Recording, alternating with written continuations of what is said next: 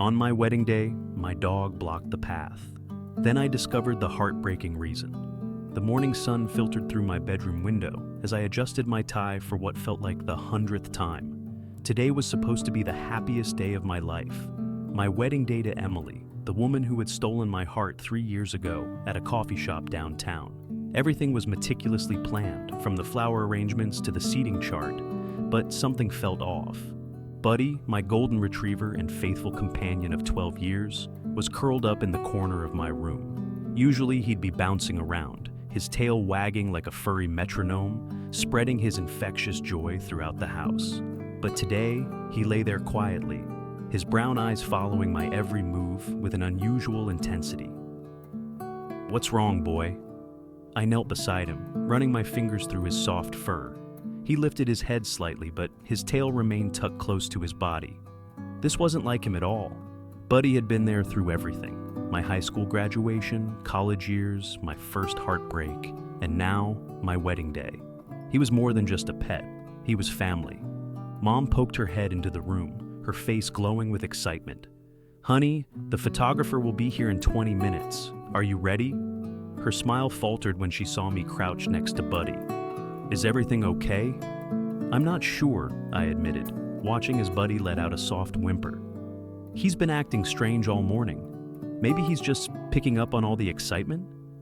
"Dogs can sense when things are different," Mom said, though I could tell she was more focused on the schedule than Buddy's behavior. "Come on, we need to get moving. The church is expecting us in an hour." I stood up reluctantly, straightening my tuxedo. Buddy slowly got to his feet, following me around the room as I gathered my things. His breathing seemed labored, and there was a slight tremor in his legs that I hadn't noticed before. A knot of worry began to form in my stomach. As I packed my overnight bag for the church, Buddy pressed himself against my leg, something he hadn't done since he was a puppy, afraid of thunderstorms. His body was shaking now, and when I touched his head, it felt unusually warm.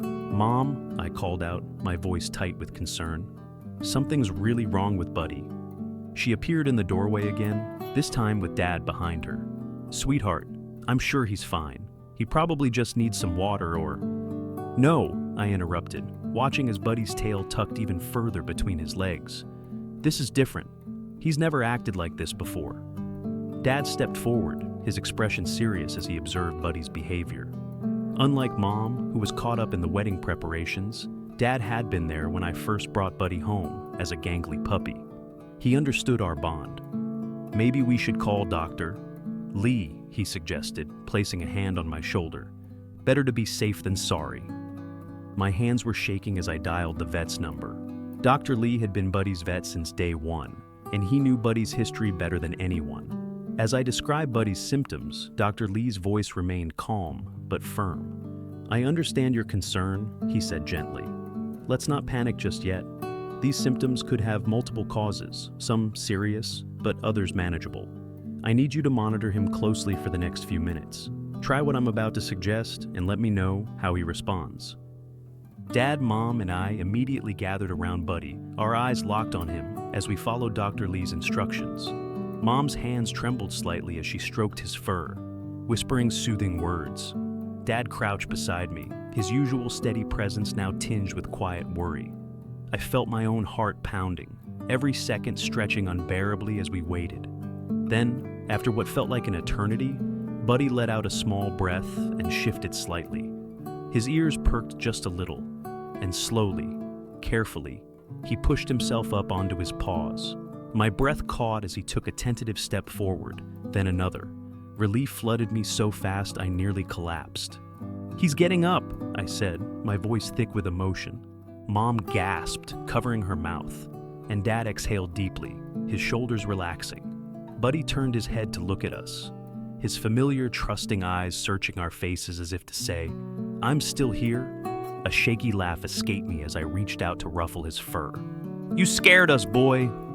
Dr. Lee's voice came through the phone again. "That's a good sign.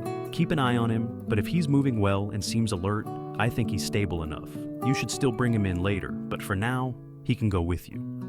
I met Dad's eyes, and he nodded, already reaching for the car keys. "Let's get to the church."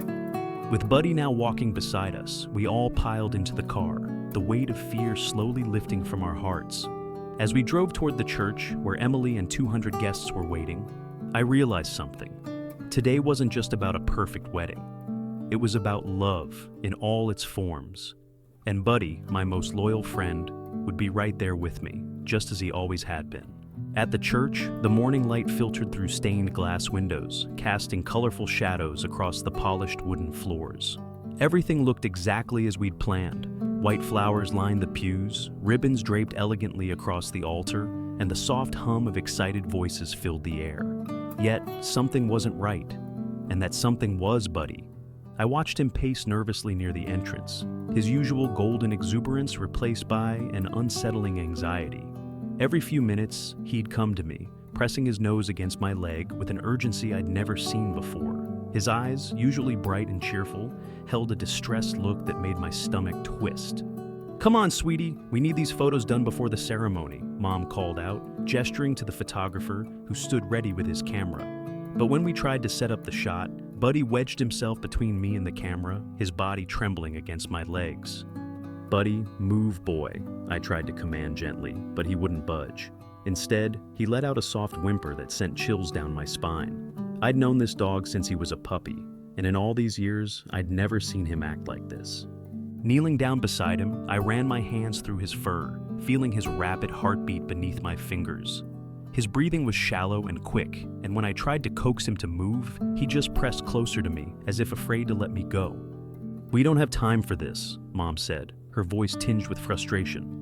"The guests will be arriving soon, and we still need to get these photos done." But I couldn't shake the feeling that something was seriously wrong. Buddy had been my constant companion through everything: high school breakups, college stress, job interviews, and now my wedding day. He'd never let me down, and I couldn't ignore his distress now. With trembling fingers, I pulled out my phone and scrolled to Dr. Lee's number. He'd been Buddy's vet since we'd adopted him, and I trusted his judgment completely. As the phone rang, I could feel the tension in the room mounting. "Dr. Lee? It's about Buddy," I said when he answered, explaining the situation as clearly as I could while trying to keep my voice steady. "He's never acted like this before. Something's wrong, I can feel it." Dr. Lee's response was immediate and serious. "Bring him in right away. These sudden behavioral changes, especially in older dogs, can be significant." I looked at my watch, then at Mom's increasingly worried face, then down at Buddy, who hadn't stopped trembling. The ceremony was supposed to start in less than an hour, but my best friend was telling me he needed help in the only way he knew how. "But the wedding," Mom started to say, but her voice trailed off as she saw the look on my face. John, my best man, stepped forward. "I'll drive you," he offered, already pulling out his car keys. "We can explain to the guests when they arrive." As I stood there in my tux, torn between duty and love, I realized that sometimes life doesn't give us easy choices. But looking down at Buddy, who had given me nothing but unconditional love for all these years, I knew what I had to do. "Mom, I need to take him to doctor." "Lee," I said firmly, even as my heart raced with the implications of this decision. "Something's wrong, and I can't ignore it, not even today." She opened her mouth to protest, but then looked at Buddy, who had pressed himself against my legs again, his golden fur standing out against my black pants. Her expression softened, and she nodded slowly. "I'll tell the coordinator what's happening," she said, pulling out her phone. "Just keep us updated, okay?" With John's help, I carefully lifted Buddy into the back seat of his car, my heart breaking as he whimpered softly. As we pulled away from the church, I looked back at the building, where I was supposed to be getting married in less than an hour, then down at my loyal friend's head resting on my lap. The drive to the animal hospital felt both eternal and too quick, each minute ticking away what should have been my wedding ceremony. But with each worried glance at Buddy, I knew I was doing the right thing. Sometimes love means making hard choices, and Buddy had loved me unconditionally for far too long for me to fail him now. The drive to the animal hospital felt like the longest journey of my life. Despite wearing my perfectly pressed tuxedo, I couldn't focus on anything except Buddy's labored breathing as his head rested heavily on my lap. John, my best man, navigated through traffic while occasionally glancing at us through the rearview mirror with concern etched on his face. "He's going to be okay," John kept saying, but his voice carried an uncertainty that did nothing to calm my racing heart. I stroked Buddy's golden fur, remembering all the moments we'd shared.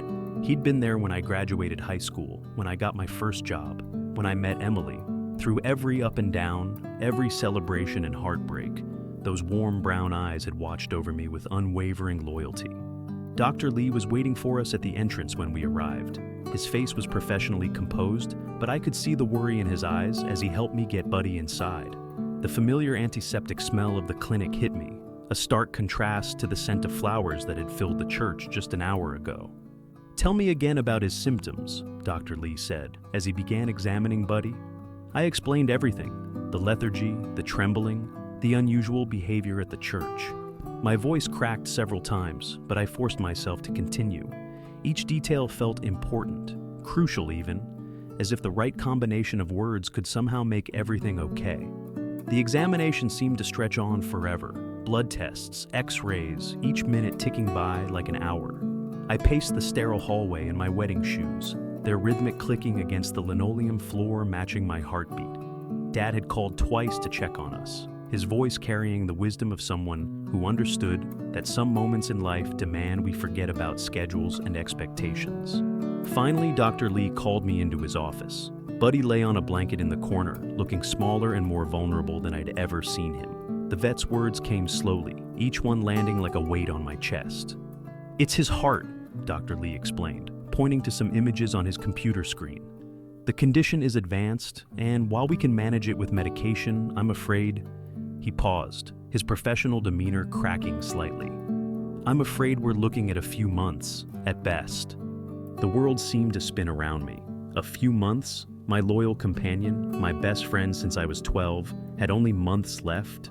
I sank into the chair, my expensive tuxedo forgotten, as I buried my face in my hands. "There are treatments we can try," Dr. Lee continued, his voice gentle. "We can make him comfortable, give him quality time. But you should prepare yourself." My dad's words from earlier echoed in my head. "Buddy's been there for every important moment of your life.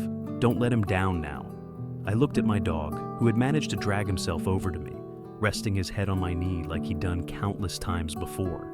Even now, he was trying to comfort me. John appeared in the doorway, his phone in hand. "Emily's on her way," he said quietly. "She wants to be here." The thought of Emily in her wedding dress, coming to a veterinary clinic instead of walking down the aisle, should have filled me with guilt. Instead, I felt an overwhelming surge of love and gratitude. She understood. Of course she did. She'd been there to see how Buddy had helped me through my darkest times, had witnessed the unspoken bond between a man and his dog. Dr. Lee excused himself, giving us some privacy. I sat on the floor next to Buddy, my perfectly tailored tuxedo, collecting dog hair, and probably getting wrinkled beyond repair. None of that mattered anymore. What mattered was the steady thump of Buddy's tail against the floor, the warmth of his body against my leg, the love in those brown eyes that had never wavered in all our years together. "We'll get through this, boy," I whispered, scratching behind his ears the way he loved. "We'll make every day count, I promise." Buddy's tail thumped a little harder, and for a moment, I saw a glimpse of his old spirit in his eyes. Even facing his own mortality, he was still trying to make me feel better. Still being the faithful friend he'd always been. The weight of the situation settled around me like a heavy blanket. This wasn't how I'd imagined my wedding day, sitting on the floor of a vet's office in my tuxedo, but somehow, it felt right. Because love isn't about perfect moments or carefully planned ceremonies. It's about being there when it matters most, about choosing what's truly important when life forces you to make impossible choices. The decision weighed heavily on my heart as I stood in the sterile hallway of the animal hospital, my pristine tuxedo, now wrinkled from the rushed drive. Buddy lay in the examination room, connected to monitors that beeped steadily, each sound a reminder of his fragile condition. Dr. Lee's words echoed in my mind: a serious heart condition, months to live at best. The timing seemed cruel, but perhaps it was Buddy's way of making sure he could be there for this important moment, just as he'd been there for every other significant event in my life. I pulled out my phone, my hands trembling as I dialed Emily's number. "How do you tell your bride that you want to change everything about your wedding day?" The phone rang 3 times before I heard her voice, concerned and gentle. "Emily," I started, my voice cracking. "It's Buddy. He's He's really sick. The vet says he doesn't have much time left.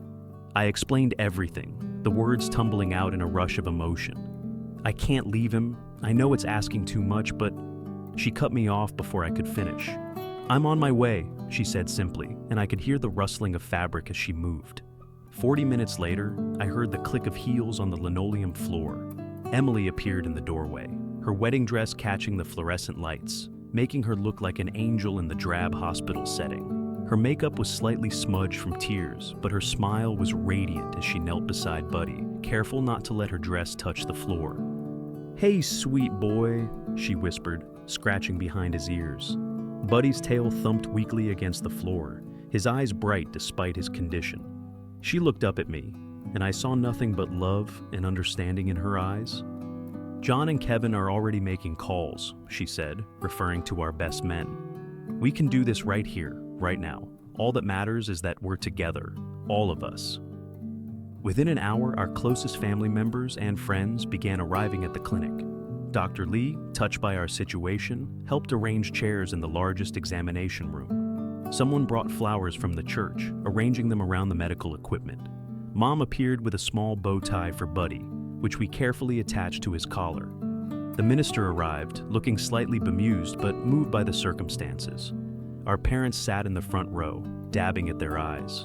Dr. Lee and his staff stood respectfully in the background, monitoring Buddy's condition while trying to remain unobtrusive. Emily's father walked her down the makeshift aisle, really just a space between the chairs, while I stood at the front, Buddy lying faithfully at my feet. The fluorescent lights weren't the soft church lighting we'd planned, and the antiseptic smell wasn't quite the same as flowers and incense, but somehow it felt more right than anything we'd originally planned. As we exchanged our vows, Buddy's presence added a depth of meaning to every word. In sickness and in health, took on new significance as we promised our lives to each other in a place dedicated to healing. When I slipped the ring onto Emily's finger, Buddy lifted his head and gave a soft woof, as if adding his own blessing to the moment. "I now pronounce you husband and wife," the minister said, his voice echoing slightly in the clinical space. As I kissed Emily, our friends and family applauded, and Buddy's tail thumped against the floor in a steady rhythm. Afterward, we had a small celebration right there in the clinic's break room, with coffee and hastily purchased pastries instead of the elaborate reception we'd planned. But no one seemed to mind. Our guests shared stories about Buddy, about how he'd been there for so many moments in our lives, and how fitting it was that he was here for this one too. As the impromptu reception wound down, Emily and I sat on the floor beside Buddy's bed, still in our wedding clothes. She reached over and took my hand, her new ring catching the light. "Thank you," I whispered, overcome with emotion. "For what?" she asked, leaning her head on my shoulder. "For understanding, for being willing to change everything at the last minute, for loving Buddy almost as much as I do." She squeezed my hand. "Love isn't about perfect plans or picture-perfect moments," she said softly. "It's about being there for each other, no matter what. Buddy taught us that." As if in response, Buddy lifted his head and gave Emily's hand a gentle lick. In that moment, I knew with absolute certainty that I had married the right person. Our wedding day might not have been what we planned, but it was exactly what it needed to be. A celebration of love in all its forms, from the romantic love between Emily and me to the unconditional love of a dog who had been my faithful companion for so many years. The days after our unconventional wedding at the vet clinic were filled with a bittersweet mix of joy and sadness. Emily and I decided to postpone our honeymoon, choosing instead to spend every precious moment we could with Buddy. We transformed our living room into a cozy haven for him, with plush blankets and cushions scattered everywhere. His favorite spot became the bay window, where he could bask in the warm sunlight and watch the world go by. Every morning, I'd wake up early to prepare Buddy's special breakfast, chicken and rice, sometimes with a dollop of peanut butter, his absolute favorite. Emily would join us, and we'd sit on the floor beside him, talking softly and stroking his golden fur. His appetite wasn't what it used to be, but his eyes still lit up at the sight of treats, and his tail would give a gentle wag that meant everything to us. The months that followed were filled with small, meaningful moments. We took short, leisurely walks in the park, stopping whenever Buddy needed rest. Sometimes we'd just sit on a bench, watching other dogs play, while Buddy leaned against my leg, content to simply be with us.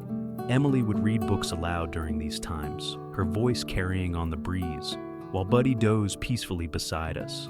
As summer turned to fall, we noticed Buddy slowing down more and more. His walks became shorter, his rest periods longer, but his love remained unchanged. Even on his weakest days, he'd still greet us with that special look in his eyes, the one that had always made me feel like the most important person in his world. The day Buddy left us was quiet and peaceful. It was a crisp autumn morning, and sunlight was streaming through our bedroom window. He was lying between Emily and me, his breathing shallow but steady. I held his paw while Emily gently stroked his head, telling him what a good boy he'd always been. His last moments were filled with the love he'd given us so freely throughout his life. The house felt emptier after Buddy's passing. His absence was everywhere, in the silent mornings without his gentle nudging for breakfast, in the untouched leash by the door, in the hollow space beside our bed where he used to sleep. Emily and I grieved together, sharing memories and finding comfort in each other's arms. A year later, on a rainy Sunday afternoon, we found ourselves at the local animal shelter. We weren't planning to adopt, we just wanted to volunteer, to honor Buddy's memory by helping other dogs in need. That's when we met Rocky, an elderly beagle with graying muzzle and soulful eyes. He had been surrendered by his previous family when they moved, and he'd been at the shelter for months, overlooked because of his age. Something about Rocky's quiet dignity reminded me of Buddy in his final months. When he placed his head in my lap, looking up at me with those wise, gentle eyes, I felt a familiar tug at my heart. Emily saw it too, and without needing to say a word, we knew Rocky would be coming home with us. Rocky brought a different kind of joy into our lives. He was calm and patient, with a subtle sense of humor that showed itself in unexpected moments. He had his own quirks, like how he'd howl along with sirens or how he'd arrange his toys in neat rows before bedtime. He wasn't Buddy, and we never expected him to be. Instead, he taught us that love doesn't have to be a replacement to be real. We hung Buddy's collar on our living room wall, alongside a beautiful photo of him from our wedding day. Rocky would sometimes sit beneath it, as if paying his respects to the dog who had made his new home possible. Every year on our anniversary, Emily and I spend the day at the shelter, walking the older dogs, giving them attention and love. We've seen firsthand how many senior dogs are overlooked, and we've made it our mission to show others what we learned from both Buddy and Rocky. That age doesn't diminish the capacity for love. Looking back at our wedding day now, I realize that what seemed like an imperfect situation actually gave us the perfect start to our marriage. It taught us that love isn't about following a script or meeting expectations. It's about being there for each other, making hard choices together, and understanding that family comes in all forms. Buddy's legacy lives on, not just in our memories, but in every senior dog we help, every life we touch, and in the way Emily and I face life's challenges together, with open hearts and unwavering loyalty. Thank you for watching. If you liked the story, feel free to comment, like, and subscribe. I'll see you in the next video.